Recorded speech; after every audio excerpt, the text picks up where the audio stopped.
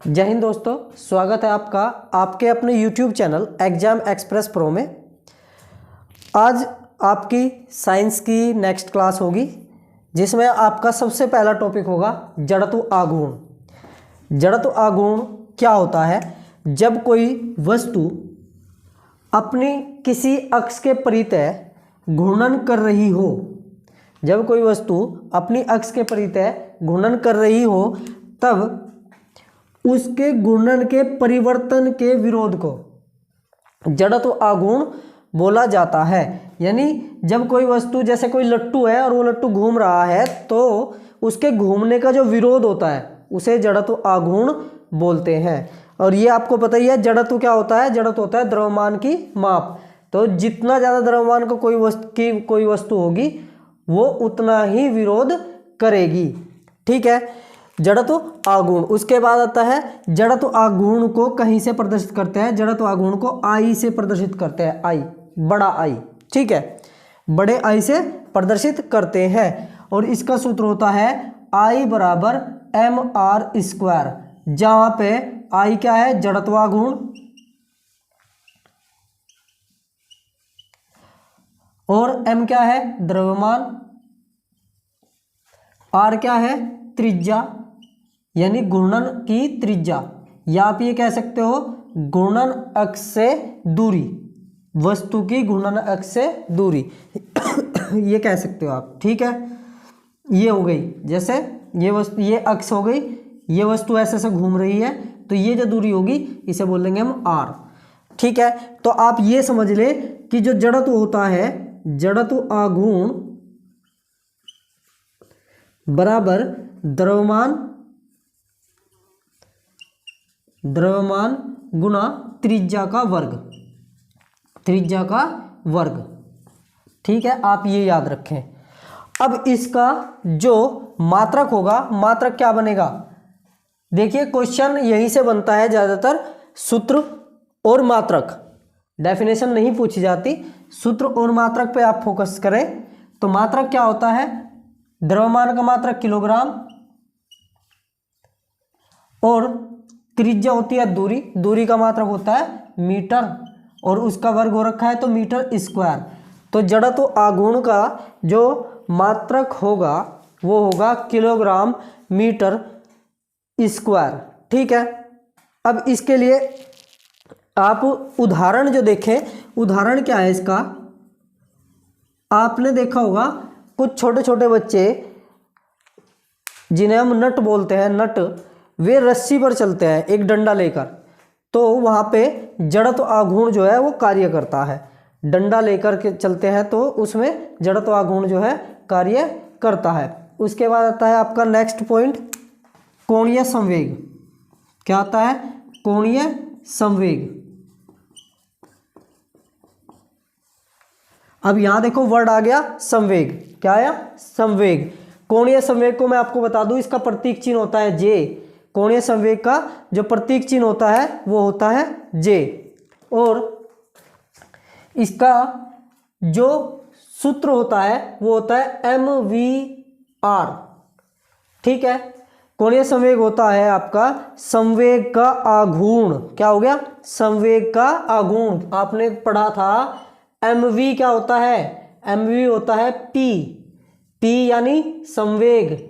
p क्या होता है? संवेग। और संवेग की त्रिज्या में गुणा कर दी तो क्या बन गया? संवेग का आघूर्ण बन गया। तो जो जे होता है, जे होता है आपका कोणीय संवेग। जे हो गया कोणीय संवेग। और कोणीय संवेग का सूत्र क्या बना? कोणीय संवेग का सूत्र, कोणीय संवेग का सूत्र बनता है आपका द्रव्यमान गुना वेग और गुना त्रिज्या। ये कोणीय संवेग का सूत्र बना। मात्रक क्या बनेगा? द्रव्यमान का मात्रक किलोग्राम, द्रव्यमान का मात्रक किलोग्राम, वेग का मात्रक मीटर प्रति सेकंड स्क्वायर, मीटर प्रति सेकंड स्क्वायर, और त्रिज्या का मात्रक हो गया मीटर। अब यहां देखिए जरा, ये मीटर गुना में है, ये मीटर गुना में है, तो हो जाएगा किसका? कोणीय संवेग का जो मात्रक बनेगा वो बनेगा किलोग्राम मीटर स्क्वायर पर सेकंड, किलोग्राम मीटर स्क्वायर पर सेकंड। आप ये ध्यान रखें। हाँ, एक चीज़ और, यहाँ पे आप इसकी विमाएँ भी निकाल सकते हैं। कैसे निकाल सकते हैं इनकी विमाएँ?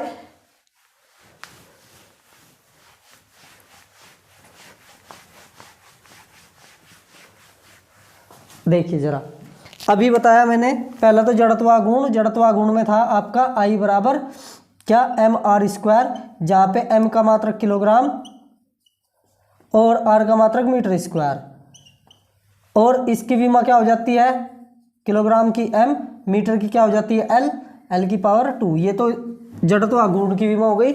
उसके बाद आता है जे क्या हो गया, कोणीय संवेग मैंने बताया mvr मतलब इसका किलोग्राम, इसका मात्रक किलोग्राम, इसका मात्रक मीटर प्रति सेकंड, और इसका मात्रक मीटर, तो 1 मीटर ये हो गया। ठीक है, तो क्या बना, किलोग्राम मीटर स्क्वायर पर सेकंड। इसकी विमा क्या हो गई m, इसकी विमा क्या होगी l की पावर 2, और ये पर सेकंड t की पावर -1।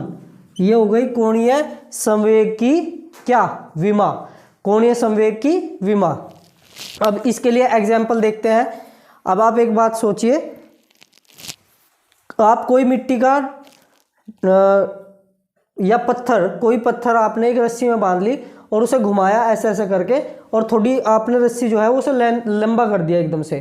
तो जैसे ही उसकी रस्सी एकदम लंबा करोगे तो उसका वेग जो हो रहा घट जाएगा, वेग क्या हो जाएगा, कम हो जाएगा। वो कैसे पता चला, वो ऐसा पता चलता है, यदि J बराबर mvr है, तो अगर आप पत्थर की बात करें या किसी भी पिंड की बात करें, उसका द्रव्यमान तो नियत रहेगा, और अगर उसका कोणीय संवेग भी नियत हो, कोणीय संवेग जिसे हम J से प्रदर्शित करते हैं, अगर ये भी नियत हो जाए और ये भी नियत हो जाए, यानी दोनों निश्चित कर दिए बिल्कुल फिक्स कि भाई ये बदलेंगे नहीं, तो उस केस में R जो है वो क्या हो जाएगा, V जो है R के व्युत्क्रमानुपाती हो जाएगा।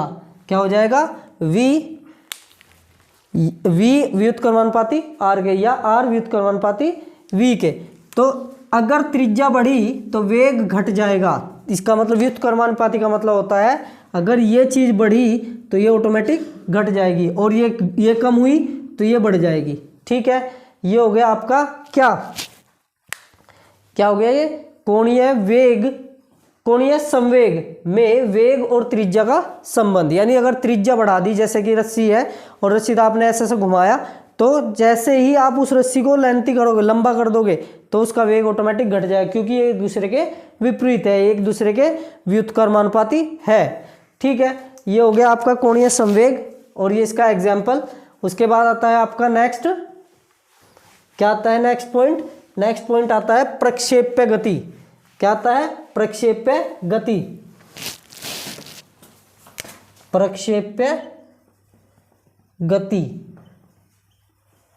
प्रक्षेप्य गति क्या है भाई, प्रक्षेप्य गति होती है जब कोई पिंड या कोई पत्थर आपने किसी कोण पे फेंका, तो वो कुछ इस तरीके से जाएगा। ठीक है, ये कुछ इस तरीके से जाएगा। आपने कोई पत्थर जो है वो इस तरीके से फेंक दिया, तो ये वाला जो पथ है, ये पथ ही प्रक्षेप्य पथ कहलाएगा, प्रक्षेप्य पथ। ठीक है, क्या कहलाएगा, प्रक्षेप्य पथ। अब एक बार और ध्यान से सुने, जब कोई पिंड, कोई वस्तु आप किसी कोण पर फेंक देते हैं, तो वह एक परवलयाकार पथ पर गति करता है, और इस परवलयाकार पथ को आप क्या बोलते हैं, प्रक्षेप्य पथ बोलते हैं। और इसकी जो गति होगी, इस वस्तु की जो गति होगी, उस गति को आप बोलेंगे क्या बोलेंगे, प्रक्षेप्य गति। क्या बोलेंगे, प्रक्षेप्य गति। अब इसमें ये ध्यान रखना, ये जो होती है नीचे वाली, ये अक्षैतिज रेखा पे जो दूरी होती है, इसे बोलते हैं प्रास। क्या बोलते हैं, प्रास। ठीक है, क्या बोलते हैं, प्रास बोलते हैं। अक्षैतिज रेखा पर जो दूरी तय की जाती है उसे बोलते हैं प्रास, और उसके बाद आपका आता है ये जो अधिकतम ऊंचाई होती है, इसे अधिकतम ऊंचाई ही बोलते हैं, अधिकतम ऊंचाई। ठीक है। और जितनी देर कोई पिंड कैसा रहता है, हवा में रहता है यानी घूमता है, उतने समय को बोला जाता है उड्डयन काल। क्या बोला जाता है? उड्डयन काल, यानी उड़ रहा है। ये समझ लीजिए कि उस टाइम वो जो पिंड है वो उड़ रहा है, हवा में है। जितनी देर तक हवा में रहेगा उतने समय को क्या बोला जाता है? उड्डयन काल बोला जाता है।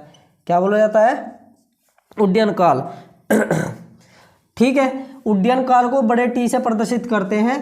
ठीक है। अधिकतम ऊंचाई को बड़े एच से प्रदर्शित करते हैं और परास को आर से प्रदर्शित करते हैं। अब इसमें एक क्वेश्चन पूछा जाता है जो बहुत ही इंपॉर्टेंट क्वेश्चन है। क्या क्वेश्चन पूछा जा सकता है इसमें से क्वेश्चन पूछा जा सकता है कि भाई अगर अधिकतम परास प्राप्त करानी है, यानी किसी वस्तु को अधिकतम परास प्राप्त कराने के लिए या अधिकतम परास तक फेंकने के लिए कितने डिग्री के कोण पर फेंका जाए, तो उसका आंसर है 45 डिग्री के कोण पर। यानी जब किसी वस्तु को या किसी पिंड को आप 45 डिग्री के कोण पर फेंकोगे, यानी ऐसे करके 45 डिग्री के कोण पे आप फेंक रहे हो, तो वो कोण क्या हो, वो 45 डिग्री के कोण पर फेंकते ही अधिकतम परास प्राप्त करेगा।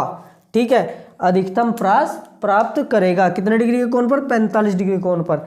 अब आपने देखा होगा अभी कुछ दिन पहले नीरज चोपड़ा भाला फेंक में गोल्ड मेडल लेकर आए थे, तो उन्होंने कोशिश क्या की होगी? उन्होंने कोशिश यही की होगी कि जो उनका भाला है वो 45 डिग्री के कोण पर ही फेंका जाए।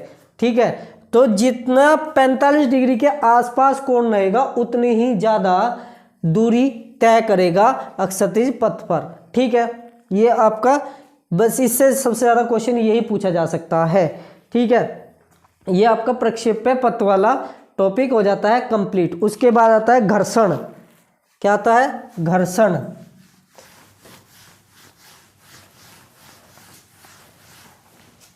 घर्षण क्या है? वैसे तो आपको पता ही है घर्षण। हमें कोई भी चीज़ अगर साइंस में पढ़नी है तो वो रियल लाइफ से जोड़ के पढ़े। घर्षण यानी जब आप कोई दो चीज़ों को आपस में ऐसे एक दूसरे के संपर्क में लाकर चलाते हैं या गति कराते हैं या गति कराने का प्रयास करते हैं, तो उन दोनों वस्तुओं की सतहों के बीच एक बल कार्य करता है जो उनकी गति का विरोध करता है। मतलब आपने क्या किया?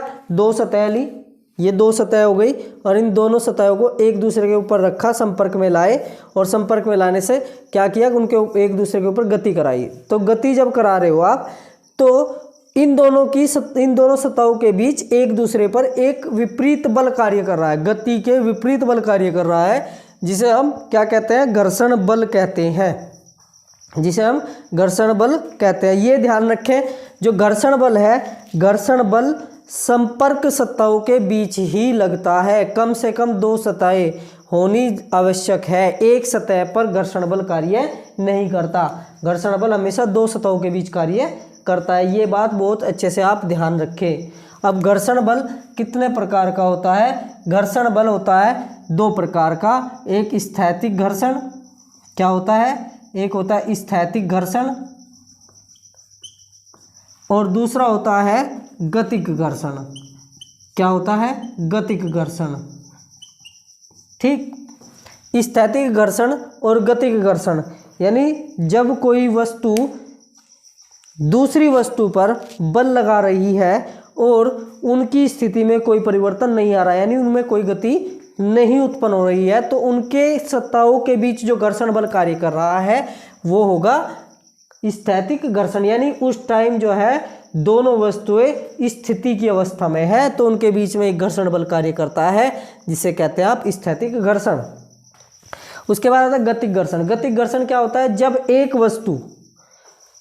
वस्तु किसी सतह पर गति करती है, जैसे उदाहरण के तौर पर आप समझे कि एक कार है और वो एक सड़क पर चल रही है, तो कार के टायरों की सतह और सड़क की जो सतह है उन दोनों के बीच में एक बल कार्य कर रहा है जो उसकी गति का विरोध करता है, उस बल को ही हम क्या कहेंगे, गतिक घर्षण। और ये गतिक घर्षण हो या कोई भी घर्षण बल हो, ये हमेशा जो वास्तविक बल होता है उसके विपरीत कार्य करता है। यानी है तो ये भी एक बल, लेकिन ये विपरीत कार्य करेगा। जैसे ये पिंड है और इस पिंड को आप इधर को खींच रहे हैं, ठीक है, इस पिंड को आप इधर खींच रहे हैं, तो जब इसे आप इधर खींचेंगे तो आपने तो बल इधर लगाया, आपने क्या लगाया, बल उधर लगाया। लेकिन ये क्या होगा, ये बल जो है, एक तो ये पिंड जो है ये वाला और एक ये जो सतह है, इन दोनों के बीच में एक विपरीत दिशा में बल कार्य करेगा, जिसे आप घर्षण बल बोलेंगे। अगर ये पिंड गति की अवस्था में है तब ये बल कार्य कर रहा है तो उसे क्या बोलोगे आप, गतिक घर्षण। और अगर ये दोनों स्थिर अवस्था में है और तब ये घर्षण बल कार्य कर रहा है तो उस टाइम से क्या बोलोगे आप, स्थैतिक घर्षण।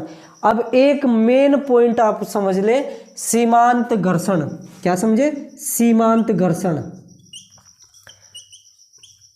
सीमांत घर्षण, सीमांत घर्षण क्या होता है, देखिए, अगर आपने कोई भारी चीज ली और उस भारी चीज पर आप बल लगाते हैं तो वो भारी चीज भी क्रिया प्रतिक्रिया के नियम से, न्यूटन का तृतीय नियम है क्रिया प्रतिक्रिया का नियम, जितना ज़्यादा बल आप उस पर लगा रहे हो उतना ही ज़्यादा बल वो वस्तु भी आपके ऊपर लगाएगी, ठीक है। यानी इसका मतलब है घर्षण बल उतना ही ज़्यादा लगेगा जितना आप लगा रहे हो, ठीक है। आपने लगाया बल तो उधर से उसने भी लगाया तो घर्षण बल लग गया। तो अगर क्या हुआ कि आपका लगाया हुआ बल घर्षण बल से कम है तो वस्तु अपनी जगह नहीं छोड़ेगी, लेकिन आपने फिर क्या किया, अपना बल और बढ़ा दिया तो फिर भी वो नहीं बढ़ रहा है, मतलब फिर भी वो वस्तु अपनी स्थिति से खिसक नहीं रही है। उसके बाद आप अपने बल को लगातार बढ़ाते जाते हो, एक स्थिति ऐसी आएगी कि वो पिंड या वो वस्तु अपनी गति, अपनी स्थिति से परिवर्तित होने ही वाली होती है, यानी अपनी स्थिति परिवर्तित करने वाली ही होती है। ठीक उस टाइम जो घर्षण बल कार्य करता है, यानी गति की अवस्था में आने वाली ही होती है, गति की अवस्था में नहीं आती, उस टाइम आने वाली होती है, यानी लास्ट, बिल्कुल सीमांत, लिमिटेड। तो जिस टाइम वो गति की अवस्था में आने वाली होती है उस टाइम जो घर्षण कार्य करता है उसे बोलते हैं सीमांत घर्षण। क्या बोलते हैं उसे, सीमांत घर्षण, ठीक है भाई। आपका अभी सीमांत घर्षण खत्म हुआ तो उसके बाद आता है आपका लोटनिक घर्षण। क्या आता है, लोटनिक घर्षण। और एक घर्षण होता है आपका सर्पी घर्षण। क्या होता है, सर्पी घर्षण। यानी दो घर्षण और होते हैं आपके, एक होता है लोटनिक घर्षण और एक होता है सर्पी घर्षण। इस पर क्वेश्चन क्या आता है, क्वेश्चन पूछ लेते हैं कि कौन सा घर्षण कम होता है, घर्षण बल कौन सा कम होता है। इसमें आएगा आपका क्या, जो लोटनिक घर्षण होता है पहले उसे समझते हैं।